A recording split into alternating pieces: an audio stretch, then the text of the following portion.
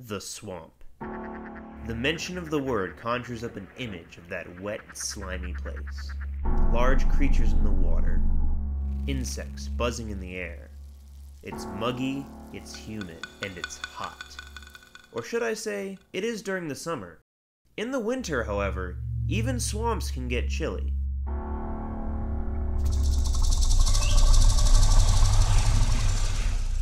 My name is Dan Voinis. I'm a naturalist and wildlife enthusiast, and I've spent my entire life studying and working with animals, particularly reptiles. Right now, we're in Brazos Bend State Park, where thousands of people come every year to encounter its most notable inhabitants, over 300 wild American alligators. Alligators are famously cold-blooded or ectothermic, meaning their body temperature changes to match the surrounding temperatures, unlike humans, where our body temperature stays at a constant 98 degrees. Now, people come here during the spring and summer months where it's warm and see over 30 alligators in one day. But right now, in the cold months of the year, they're not anywhere to be seen. No one knows where they go. It is around 50 degrees right now, which is comfortable enough for humans to still be outside, but alligators, they're off hiding. We don't know where they are. They've disappeared. What we're going to do this weekend is we're going to go out here and find out what happens to them and where they go. Before heading into the park, I meet with my good friend Matthew Freeland, a reptile expert who works with alligators every day at a nearby crocodile park. So Matt, how long have you been working with crocodiles and alligators and other crocodilians? I have been working with large crocodilians for about 5 years now. These wild animals that live here, like alligators, what does the cold do to their body? For reptiles, once it starts getting colder, they're not able to metabolize their food. So that means they don't really have energy going on, which means they're more just relaxed, chill animals. And when the temperatures drop extremely low, then they will brumate. And when they're brumating, it's kind of like hibernation, but they will start restricting blood flow to organs, so they're not using so much oxygen, and so that they can hold their breath underwater for about 2 hours if they need to. And that's under extreme circumstances where the water is going to be a lot warmer than the wind chill. But typically they're going to slow down drastically in those temperatures. What is the difference between brumating that reptiles do and hibernating that mammals do? It's kind of a fine line, but when you're hibernating as a mammal, you're going to store up food, you're going to eat so much to gain weight, and then you're going to sleep off the entire winter. And so you're not going to wake up and drink water, you're not going to wake up to go get food or anything like that. You're just going to sleep, and your body is going to use that fat to live off of. Or for a reptile, you are going to slow down to where you're not metabolizing, you're not using that much energy, and you will wake up on a nice warm day, try and take advantage of it, sunbathe, eat something, drink something. Temperatures fall back down, you go back to brumating. So whenever these animals start to slow down, they feel the weather changing, where usually do they start to retreat to? If it is cold, they're in the water. They have dens that they're going to dig that they'll stay into. They'll be on the bottom of a bank of a lake or a pond. They might be in their den or such, but they're in the water. Armed with this information, we said goodbye to Matthew and headed out into Brazos Bend. I was determined to find a brumating alligator myself and try and get it in front of the cameras. So right now we're driving down the road into the deep interior of the park. Basically our plan is to go as far as the road takes us, then keep going, hiking down trails. This park is absolutely full of wetlands, marshes, swamps, lakes, absolutely teeming with life and teeming with alligators. So whenever we're in wild habitat, we always want to keep our eyes peeled, because you never know when you can find a sign that alligators may be in the area. Like that. That's a good sign. All jokes aside, that sign did mean we were in gator territory, and our task of finding a brumating alligator had begun. So basically, now that we're on the water's edge, anything from here, the edge of this concrete, out there, is alligator habitat. They could be anywhere and everywhere. So we have to keep our eyes peeled, keep our heads about us, because you never know where they're going to be. Despite the seemingly impossible nature of our mission, it wasn't long before we had a tiny glimpse of hope. And I do mean tiny. So I don't know if you can see from here, but right underneath this little short tree, there are 5 babies. These guys can't be more than a foot long. I'd give them probably about a year old.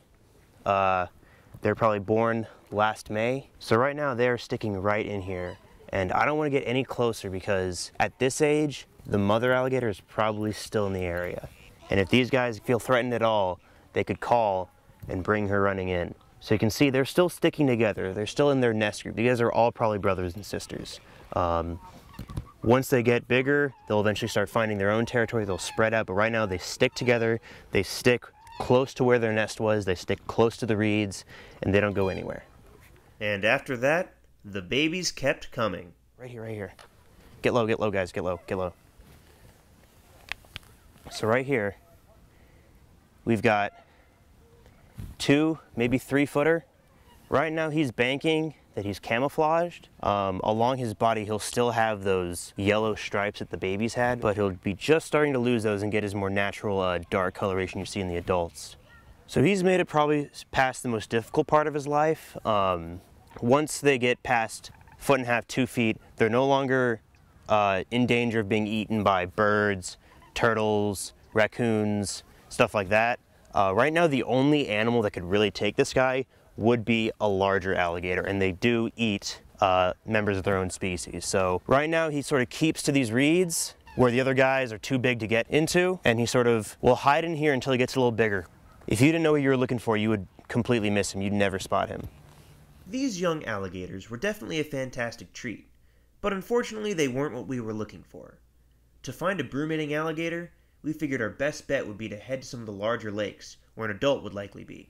So right now what we're looking for is called slides. A slide is any point along the bank where the grasses and plants are sort of pushed down. Those are the points where alligators come and go. They slide into the water. The belly will flatten anything in its path. And so usually they'll pick the same 2 or 3 spots to go in and out of. So from there we can tell where the alligators come in and come out, and they usually won't be too far from there.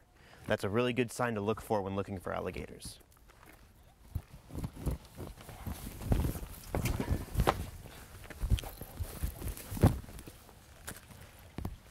Okay, you can see right here, right along those backs, it almost looks like a tire, like a discarded tire, but that's not a tire.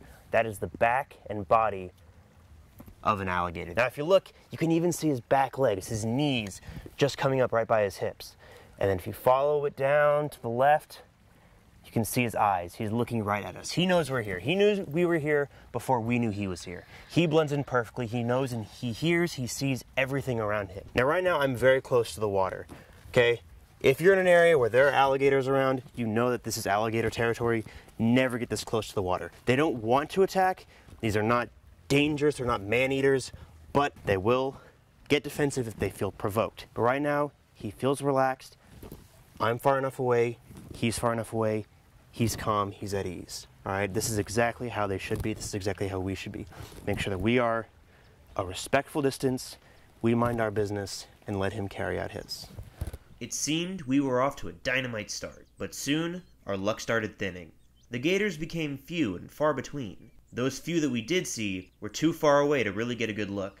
For every one that we see, there has to be 10 or even 20 that we pass by that we don't even get to see. If you look right here in the water, we can only see about 10 yards. Immediately after that, nothing. The alligator could be right there, just in those reeds. It could be a giant alligator. We would never see it.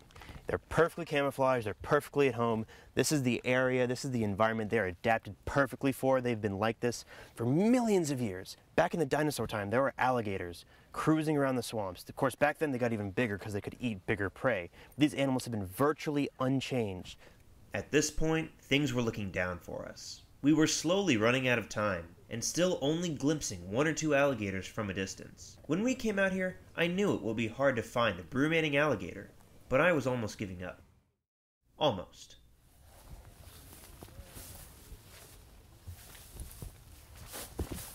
Oh my gosh, get over here. Look. Okay. So right there, this has got to be no more than a foot, 2 feet max deep. It was really shallow water, almost like a puddle. Hugging the bottom of the water, you can see this dark shape, this dark form. That's an alligator. That's got to be 8 or 9 feet long. Not a huge guy, but that's a full-grown adult alligator. This is exactly what Matthew was talking about. This is exactly what he told us about. Right now he's too cold to be moving around. He's brood-mating. This is actually an alligator brood-mating. Okay, he's not moving, he's not reacting, he's not even coming up for air. Right now, his body temperature is so low, his metabolism slowed down so much, he can stay like that for up to 2 hours. But when he does need to come up for air, he can just tilt his head up and then come back down for air. Not even moving the rest of his body, just tilting his head up. I've never in my life seen this in person. I've only read about it in books, learned about it, never in person. This is incredible. You never see this. Any other scenario, this alligator was in any other body of water, he would be invisible. The water would be too murky, there'd be too much reeds, too much grass, too much plant life. Right now we can get this clear view of him. You can see his legs coming out from the side, his tail sort of curved. Right now, this guy is perfectly demonstrating what these species do. As soon as it starts to get colder, they do this. They hunker down, they slow down, they enter almost a trance. This trance where he won't react, he won't move until it starts to warm up. Once it starts to warm up, then he's gonna resume his life. But right now he's just sitting there, perfectly motionless. Absolutely incredible. I'm speechless, honestly, that we managed to see this. With this one sighting, we had accomplished our mission. We managed to find a wild alligator and document it brumating. I can't think of a better way to cap off this incredible experience than seeing this in person and getting it in front of the camera for you guys. And let's leave this guy to enjoy the rest of his winter before his spring picks up. Let's get out of here.